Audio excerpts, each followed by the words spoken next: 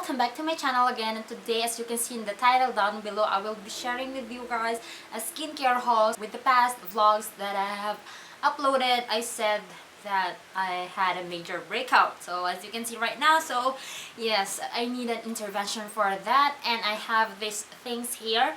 So let me just share it with you guys. So if you wanna know more about this product, keep on watching.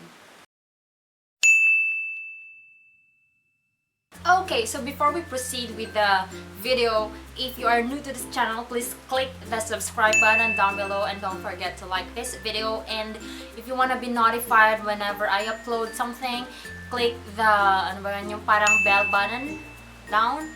Parang sa tabi din siya ng subscribe button. So let's start with the ever famous Aqua Moisturizer. This is the Eye White Aqua Moisturizer Whitening Vita, and if you have been watching me for the past months, alam nyo na ito talaga yung moisturizer ko kasi diba oily skin nga ako, and this is water based. So if you are oily, ayan, or oily yung mga skin nyo or combination, head on to Watsons or 7-Eleven or yung mga grocery stores. Meron na silang mga ganito Aqua Vita na yung from Eye White, and it does a really good job. And mind you guys, take 20 pesos lang siya, so I got 4 again. We have also the BB-holic BB cream. I got 3. So parang hindi siya nakikita sa camera, so I got 3 kasi ito yung favorite ko na BB cream. So I'm in the shade beige.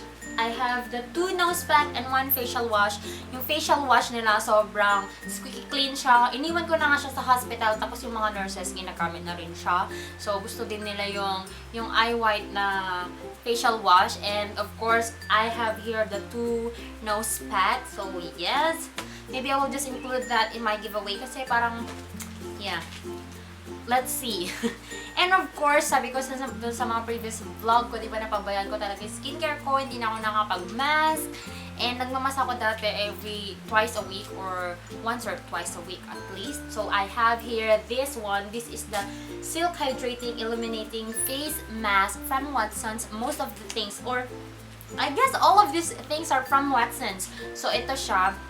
Ito yung 55 each, I guess, or 65, parang ganon. Tapos, buy 2, take 1. So, I got 2, and then I had a free 1. So, yun. So, I have 3 right now. And then, I also have the 365 Daily Mask in Royal Jelly Nourishing Mask. Yun. Ito siya. And my mistake, akala ko, ano siya, parang 55 din siya, or 60, parang get 2 and buy 2 and get a free 1. So I thought it works like that kasi parang yun yung nasa label. So, pagtingin ko sa receipt ko, hindi pala. So yeah, no regrets kasi kailangan ko rin naman to. So magkano lang naman. And I'm really loving this. Kailangan ko lang talaga ng pang-hydrate sa skin kasi nagda-dry na siya, kaya ako nagkaka-breakout ng bonggang-bongga. So next here is of course my favorite Pure Derm Argan Oil Makeup Remover Cleansing Towelettes. Meron din pala sa Pure Derm yung parang collagen, something like that. So, pero I still prefer the argan oil kasi tested ko na siya. And I'm really loving this one.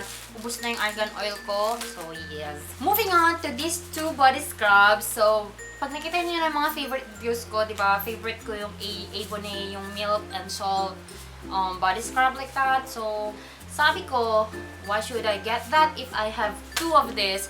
Kasi parang mas mura.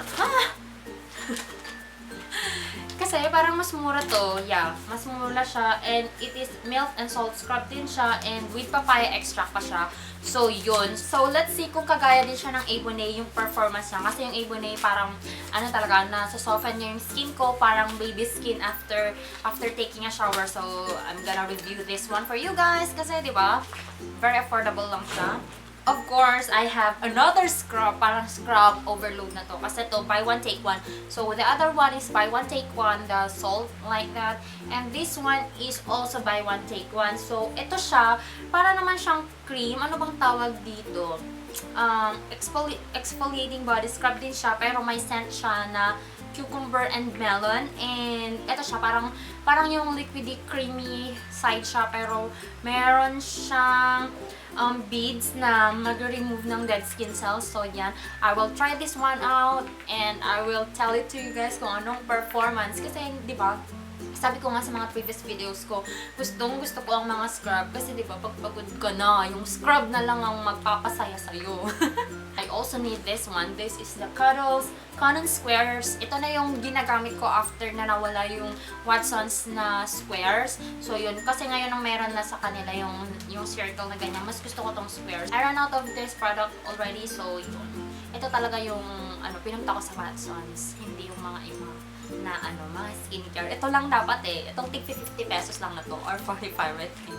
So yes, na 1 for ako, my friend. And of course, finally, the last but not the least, kasi, di ba, we need toothbrush. And I switched to Watsons, di ba? Nagsiswitch na ako to Watsons kasi mura lang to. Parang 100 plus lang ata to compared to Colgate na charcoal ha. So, yeah, I have the Slim Soft Charcoal Toothbrush.